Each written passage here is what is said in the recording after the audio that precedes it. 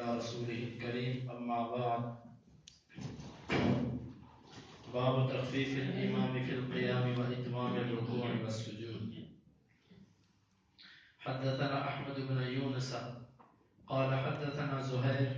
قال حدثنا إسماعيل قال سمعت قيسا قال أخبرني أبو مسعود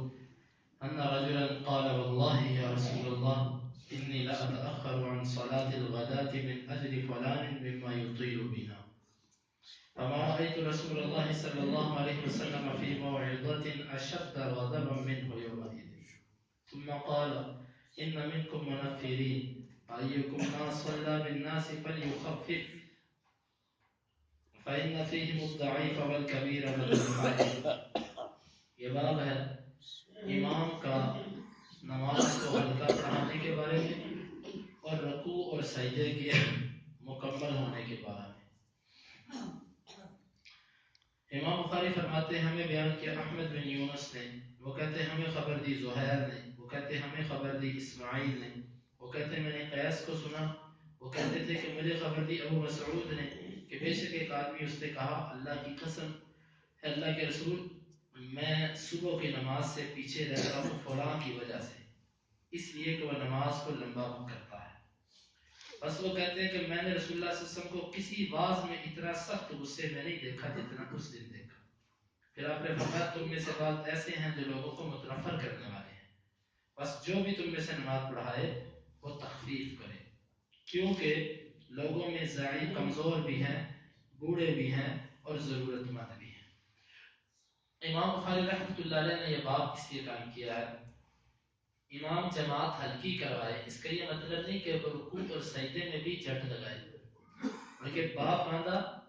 باب تخفیف الامام فی القیام، قیام میں تو وہ تخفیف کرے، قیام کو ہلکا کرے، وہ اتمام رکوع والسجود، لیکن رکوع اور سجدہ پورا ہونا چاہیے، رکوع اور سجدے میں جلد بازی نہ کرے، رکوع کے اندر بالکل اعتدال میں آئے، کمر اس کی بالکل سیدھی ہو جائے، نظر اس کی سجدے والی جگہ پر ہو، ٹھہراؤ پیدا کرے، کچھ دیر رکوع کرے پھر سر اٹھائے، یہ نہیں کہ ابھی کمر بھی سیدھی نہیں ہوئی اور وہ سر اٹھا لے۔ اسی طرح سجدے میں جائے، اپنے ہاتھوں کو کندھوں کے برابر رکھے اور ذرا اپنے ساتھ آزار ناک، پیشانی، اپنے دونوں ہاتھ گھٹنے اور پاؤں زمین پر ٹکائے اور ذرا تسبیحات پڑھے، پھر اپنے سر کو اٹھائے، رکوع اور سجدہ پورا کرے، قیام ہلکا کر لے لیکن رکوع اور سجدہ پورا کرے۔ صحابی نے کہا کہ میں فلاں شخص کی وجہ سے نماز سے پیچھے رہتا ہوں کیونکہ وہ نماز کو لمبا کرتا ہے۔ دیکھو یہاں پر اگر کسی جگہ پر کوئی ایسا امام ہے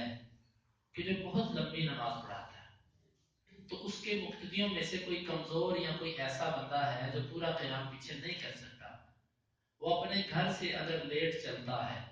تو اس کا ذمہ وار یہ امام ہے، یہ امام ہے۔ لیکن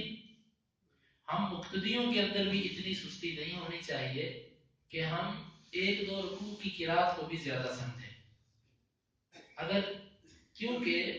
اس حدیث کا یہ مطلب نہیں ہے کہ صحابہ نے اس کے بعد لمبی نماز پڑھانا چھوڑ دی تھی۔ عمر رضی اللہ عنہ کے بارے میں آتا ہے کہ فجر کی نماز میں سورہ یوسف کی تلاوت کیا کرتے تھے، اور سورہ یوسف تقریباً پونے سپارے کی صورت ہے، تو یہ صحابہ نے اس کا یہ مطلب قطعاً نہیں سمجھا کہ نماز لمبی نہیں کروانی، وہ جس کو لمبی کہتے تھے وہ تو آج اس کا تصور بھی نہیں ہے۔ ہم تو ایک سپارہ بھی تراویح میں اگر پڑھتے ہیں تو 8 رکعتوں میں پڑھتے ہیں، تو وہ تو ایک سپارہ 2 سپارے، یہ تو مسئلہ ہی نہیں تھا ان کے لیے۔ اس لیے لمبی نماز کا جہاں پر بھی ذکر آتا ہے تو ان کی وہ لمبی قرات مراد ہوتی ہے، یہ مطلب نہیں کہ ہم اپنے امام کو مراد لے لیں جو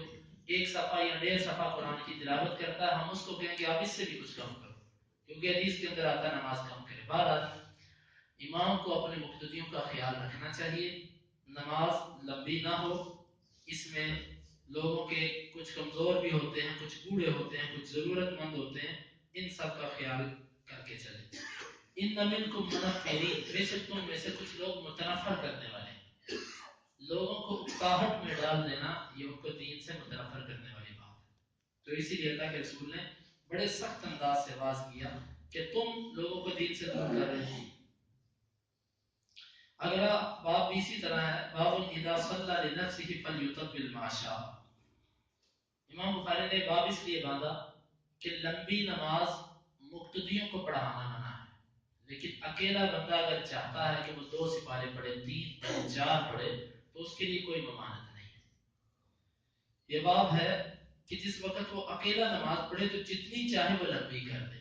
اس کو کوئی روک ٹوک نہیں ہے۔ جس طرح کہ نبی صلی اللہ علیہ وسلم کے بارے میں آتا ہے کہ تہجد کی جب نماز پڑھتے تو ایک دفعہ آپ نے سورہ بقرہ پڑھی، اس کے بعد سورہ نساء پڑھی، اس کے بعد سورہ آل عمران پڑھی، یہ تقریباً 5 سپارے، 5.5 سپارے بن جاتے ہیں۔ تقریباً یہ 5.5 سپارے نبی صلی اللہ علیہ وسلم نے تہجد میں پڑھے۔ تو اکیلا جب کوئی بندہ نماز پڑھے تو جتنی مرضی وہ لمبی کر سکتا ہے۔ نبی صلی اللہ علیہ وسلم کے بارے میں آتا کہ آپ بعض دفعہ تھک جاتے تو دیوار کے ساتھ ایسے ٹیک بھی لگا لیتے، قرات کرتے کرتے قیام کی حالت میں یوں ٹیک بھی لگا لیتے۔ تو اعتماد بھی لیا جا سکتا ہے، ٹیک بھی لگائی جا سکتی ہے نفلی نماز کے اندر جب بندہ تھک جائے قیام کر کر، یہاں تک کہ آپ کے پاؤں مبارک سوج جاتے تھے قیام کی وجہ سے۔ اکیلا بندہ جتنی چاہے لمبی نماز پڑھ سکتا ہے۔ امام بخاری فرماتے ہیں کہ ہمیں بیان کیا عبداللہ بن یوسف نے،